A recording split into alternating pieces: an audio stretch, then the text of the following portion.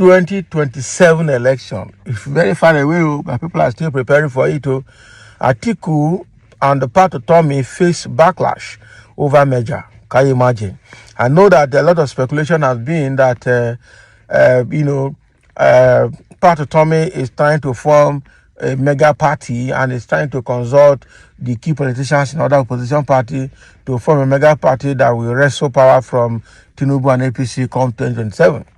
On the other hand, too, we've seen how Atiku is canvassing to Labour Party, to PDP, and to NNPP and SDP to come together to form a powerful merger that will wrestle power from Tinubu come 2027.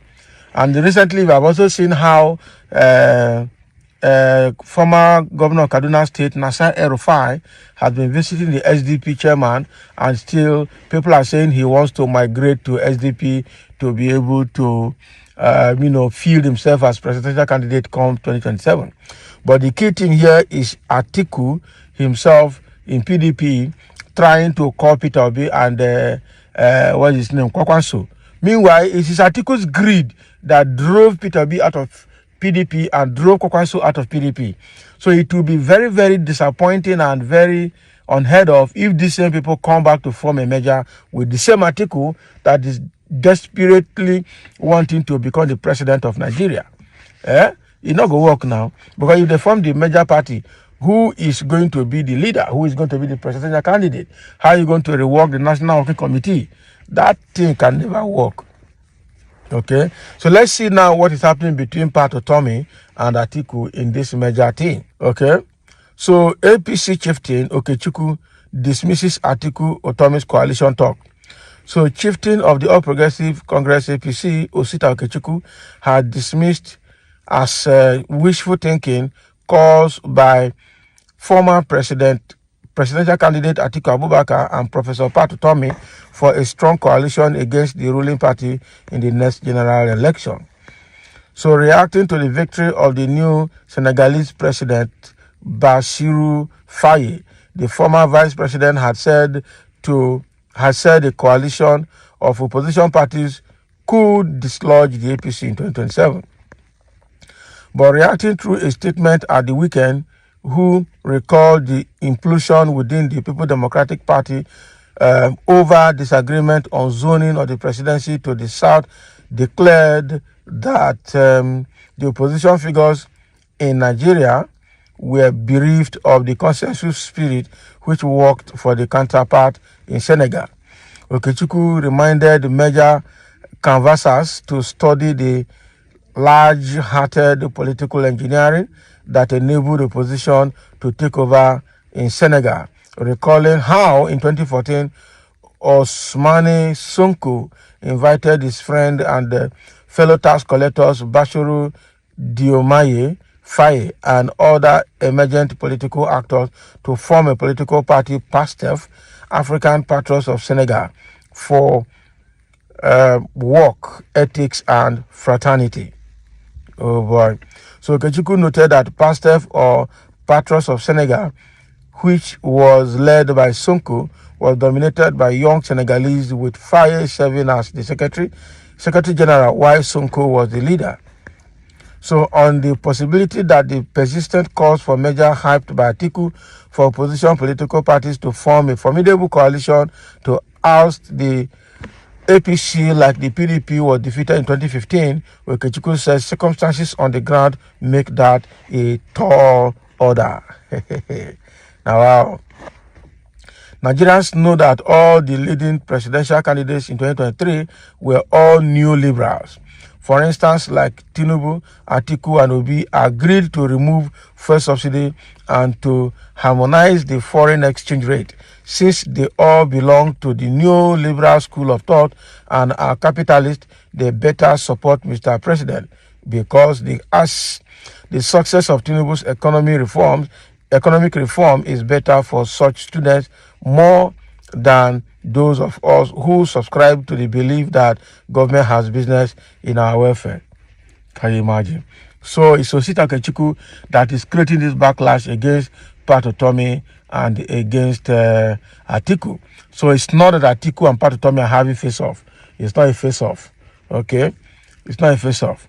So what we are seeing here is Osita Atiku is trying to compare what happened in Senegal to what Atiku and Obi and Pat Utomi are trying to do in Nigeria, and saying that the circumstances surrounding the success of coalition in Senegal is different from circumstances surrounding our own political landscape in Nigeria. And so the best thing would be let them put their hands together to join Tinubu's effort in reforming the economy, that success will be better than them forming a coalition. Because before Tinubu became the president, he himself, Tinubu, Atiku, Obi, Kukwanso, all of them belong to the school of thought of removing first subsidy. So what Tinubu has done by removing first subsidy is not just solo me alone. It is what all of them have been nursing in their mind.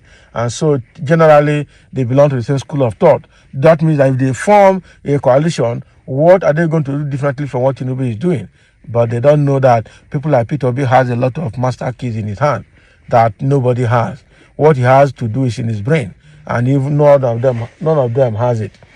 So that is what Osita Atiku is trying to say. Let's get to see what people are reacting about as well. Okay, and somebody said Atiku is a betrayer and PDP should not put their trust in him. Exactly. Atiku went and played northern politics with Tambuwa, the former governor of Sokoto State, during the last presidential, what they call it, presidential, the convention they had, where they did presidential primaries. And we saw how Wike lost out. Peter Obi saw the way things was going. He left there before they even did the conference. Okay, and at the end of the day, Atiku came out, because even when PDP has agreed to zone the president to the south, Atiku is still desperate to become president and is still holding on to the notion that he must be the next president, and he's not backing down on that. So when you have such people, you fear them. You really fear them. Okay, so it's a pity for many idiots that always come online to defend their preferential candidates without asking questions. Why is it that any president or governor that take over power from his predecessor go on borrowing money without paying up debt that the state owes? Okay, we have many resources that many European countries doesn't have. Okay, still they improve the economy and infrastructure, and we still go and borrow money from them. Nigeria case is I inherit empty treasury with the state owing about $500 million. Before he leaves the power, it will increase to 900 million. That is the case of Nigeria. Yeah? The issue of wresting power from APC should be a task for all and sundry, not the opposition party alone. The APC as a party bereft of any laudable ideas for the betterment of the people and the country. Mr. Atiku should stop babbling for losing his undesirable office come 2027. So it means that people are still interested in making sure that APC does not continue in 2027. Even in this last one, did APC really win? APC did not win. They just used their money and went and bought INEC, bought the judiciary, bought the legislative, bought the law enforcement agents, and that's all. That is all. That is all. To Tinubu, winning does not matter. Nobody's vote counts.